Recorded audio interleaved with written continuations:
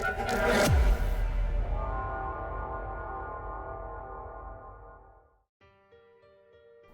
guys, just a quick shout out to my nephew Spider Rat. It's his birthday today, so happy birthday little buddy. He has his own YouTube channel if anybody is interested in gaming videos. A link to his channel will be in the description. Today's story was written by Reddit user In Yellow Clad. It had been many, many long decades since humanity had last been drawn into a war they would surely win. It had been hard fought though, their many victories snatched from the jaws of defeat on countless occasions, not just thanks to their own tenacity and expertise in warfare, but also thanks to their more supernatural allies, many of which were former humans. Werewolves, vampires, eldritch deities, ghosts bound to VHS tapes, and of course, the Redacted. All had risen to fight the Empire, to defy the Urad, and to secure humanity's future once again. But this is not a tale of war. No. This is a tale of some idiot criminals who decide it's a good idea to mess with humanity yet again.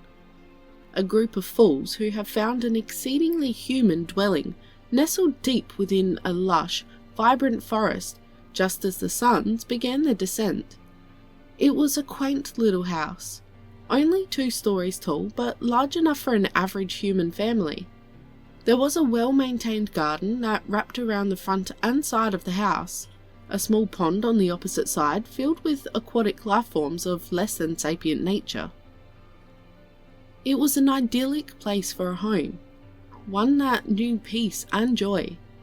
What was about to happen would be a very small bump on an otherwise smooth road.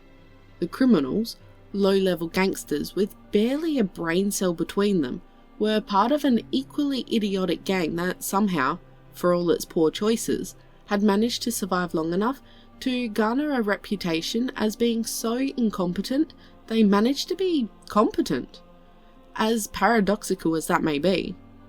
Having gotten lost in the forest while out on patrol, they had stumbled upon the home and decided that it was the perfect target for a good old time of breaking and entering. Maybe they could find something of value. After all, anyone living this far from the city must surely be protecting something. So, the 5 gangsters sat on their haunches, their snout sniffing the air and detecting something that didn't seem quite right. But they had neither the foresight to figure it out, nor the willingness to do so in the first place. Finally, they decided it was time to put their vague outline of a plan in motion. It was dusk, and that meant the humans would be growing more and more tired with every passing moment.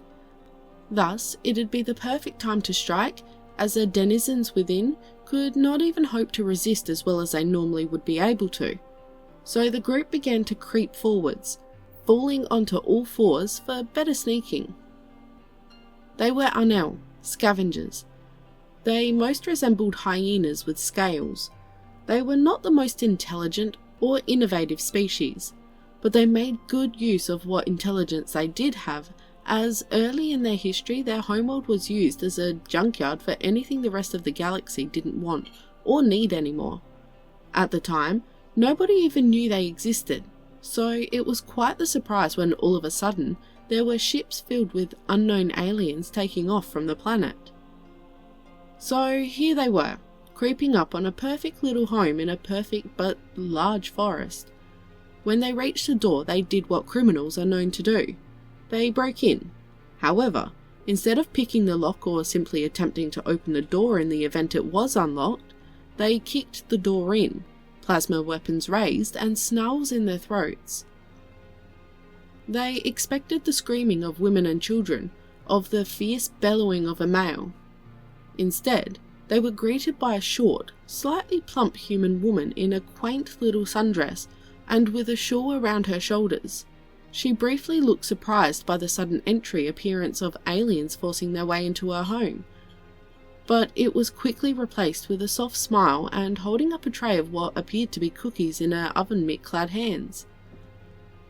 "Well, it's about time. I was beginning to think you boys weren't coming to say hello. Cookie?" she said, her tone jovial and unperturbed. The gangsters stood there, utterly confused by this response to their sudden entrance.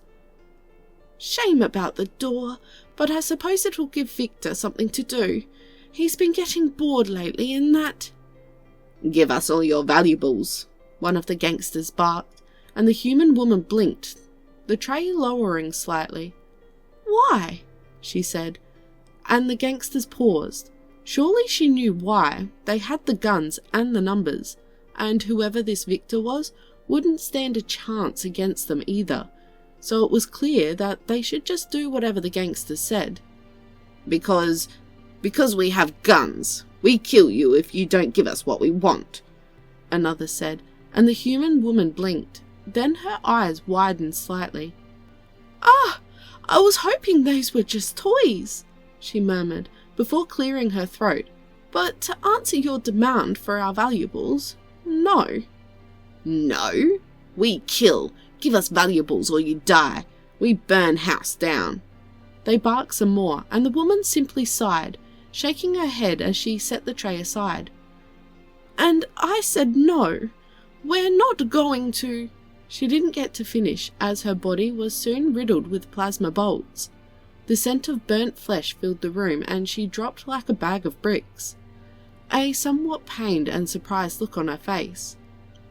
The gangsters yipped with delight and began scooping up anything of value when they heard a new voice, one that was decidedly male. "Oh, cookies! Bridget, you shouldn't have—" The man paused in the entryway, having appeared from a set of stairs near the front door. The gangsters all froze, staring at him as he finished slipping into a shirt and nodded. "Well, I suppose this is a robbery, isn't it? And I can see you've already met my wife," he said, the gangsters all raising their weapons to aim at him. He looked strange, deathly pale, and somehow both old and young at the same time. It was the eyes, it seemed. They held an ancientness to them that was impossible for any normal human to possess, yet his exterior was vibrant and youthful, if a bit pale. "Kill you like kill wife," the gangster who'd first fired upon Bridget yipped, and the man, Victor, nodded with a shrug. "Sure, I suppose. Just one question before I'm so ruthlessly murdered in cold blood," he said, and the Anil glanced at one another before the leader of the group waved his gun in assent. "You didn't use silver to kill her, did you? Those look like plasma weapons to me."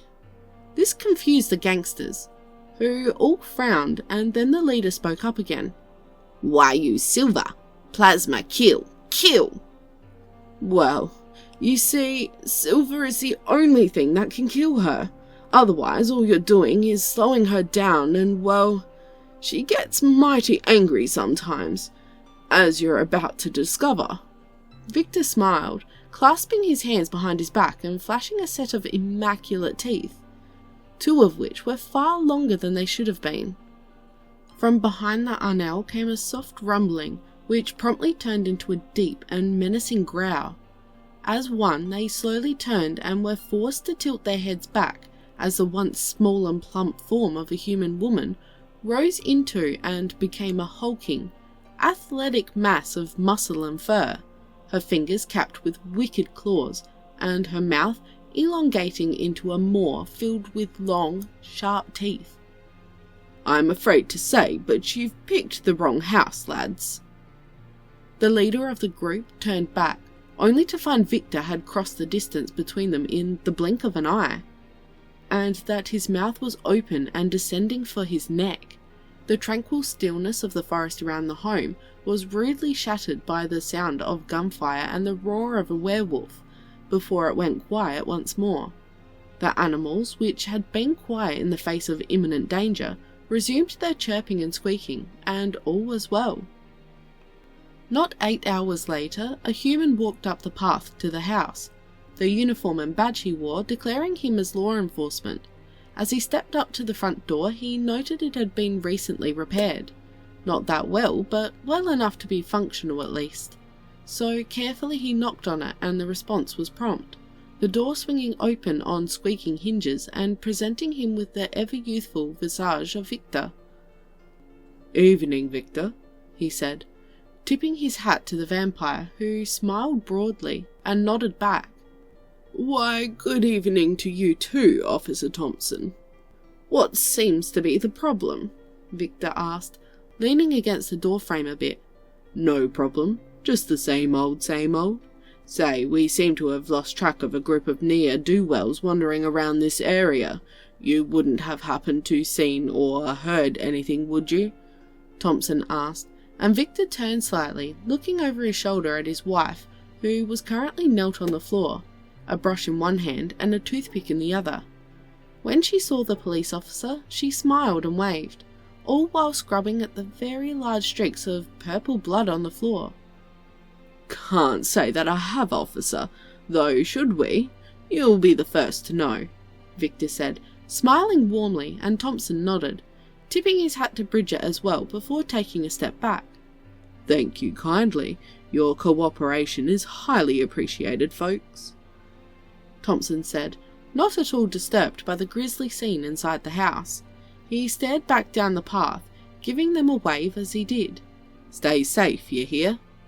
"Will do, officer. Have a lovely evening," Bridget called out, and the door closed as Victor went to help his wife clean up. And so, once again, there was peace and tranquility in the world, and the house in the forest would remain undisturbed for many years to come.